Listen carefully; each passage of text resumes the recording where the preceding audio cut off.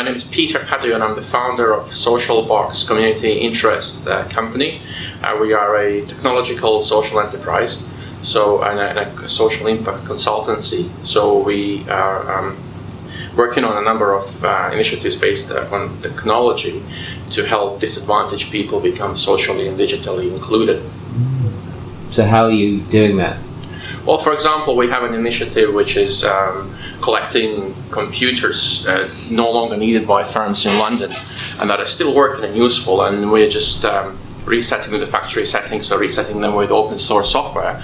And then we work with a large number of charities, which is an ever-increasing list of requests that we get. And we provide them with these computers, which are then used by people who are moving off the streets into accommodation, are probably mobile, rejoining our society and rejoining the economy, boosting the economy. So what inspired this idea?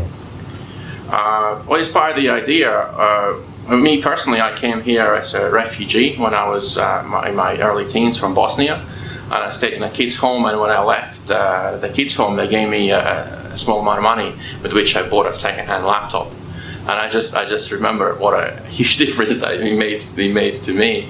And I was approached by some charities who said, "How about helping the homeless with this?" So we've been pushing this for years now, and it's finally taken off. So we got some really big companies supporting this. And I want to extend special thanks to companies like Legal & General, BP PLC, British Petroleum, and Aviva PLC, the big insurance company, because there's really great companies that are leading by example, coming aboard with us and becoming part of this social impact journey. Great.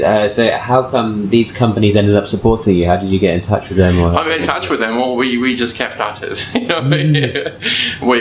I suppose they a lot of these companies are now putting in annual reports, so they read it in annual report, or they just the volunteers of the charities which have had our computers, and they talked about it, and when I talked to their bosses back in the office, and of course I sent some letters to the boards of these companies introducing our initiative.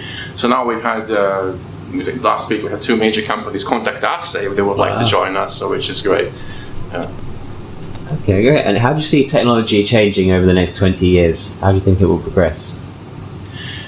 Well, I'm also looking to whilst we are helping people on one spectrum who are totally excluded digitally and socially, but I also believe that there's a little bit of too much technological sort of overload for some people. So I think people do need to switch off sometimes. So I hope people do switch off at some point also.